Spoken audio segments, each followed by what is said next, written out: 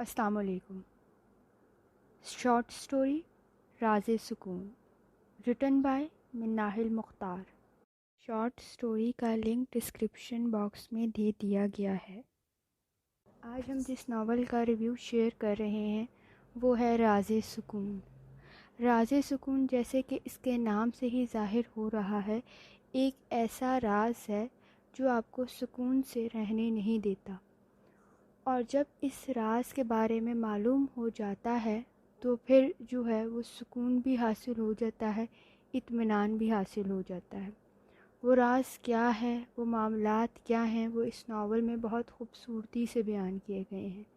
انسان جو فیصلے لیتا ہے وہ نہ صرف اس کی اپنی زندگی پر بلکہ بہت سے اس کے ساتھ جو لوگ موجود ہیں ان کی زندگی پر بھی اثر انداز ہوتے ہیں، یا ایسے کہا جا سکتا ہے کہ ساری زندگی اثر انداز ہوتے رہتے ہیں اس کی شخصیت پر اور اس کی زندگی کے ہر ایک پہلو پر۔ لیکن وہ راز کیا ہے، وہ معاملات کیا ہیں، وہ فیصلے کیا ہیں، اس ناول میں اس چیز کے بارے میں بہت خوبصورتی سے بیان کیا گیا ہے۔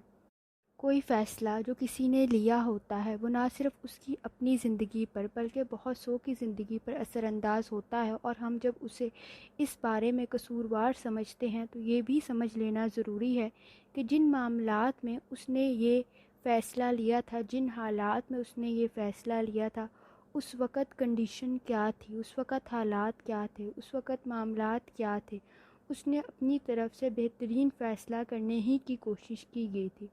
لیکن بعض اوقات کوئی فیصلے ٹھیک ہوتے ہیں، کچھ فیصلے غلط ہو جاتے ہیں۔ یہ بھی ضروری نہیں کہ جو فیصلہ کیا گیا ہے وہ اگر آپ کے لیے ٹھیک ہے تو وہ باقی سب کے لیے بھی ٹھیک ہوگا جو آپ کی زندگی میں موجود ہیں، یا کسی نہ کسی طرح سے آپ کی زندگی ان پر اثر انداز ہوتی ہے۔ تو کسی کو بھی قصوروار سمجھنے سے پہلے ہمیں ان حالات کو سمجھنا ضروری ہوتا ہے، اور جب ان حالات کو، ان معاملات کو ہم سمجھ جاتے ہیں تو پھر شاید اس فیصلے کی حقیقت کو بھی ہم سمجھنا شروع کر دیتے ہیں کہ وہ فیصلہ ان حالات میں لیا گیا بہترین فیصلہ تھا، اور ہم اس کے بارے میں کسی کو بھی قصوروار نہیں ٹھہراتے۔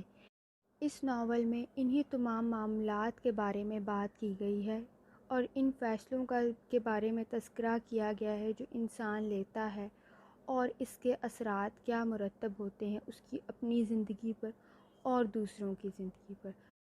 تو اس ناول کو ضرور پڑھیے اور سنیے گا، اور اپنی رائے سے ضرور آگاہ کیجیے گا۔ شاید آپ کی رائے میرے سے مختلف یا میرے جیسی ہی ہو، کمنٹس میں ضرور لکھیے گا۔ شکریہ۔ اللہ حافظ۔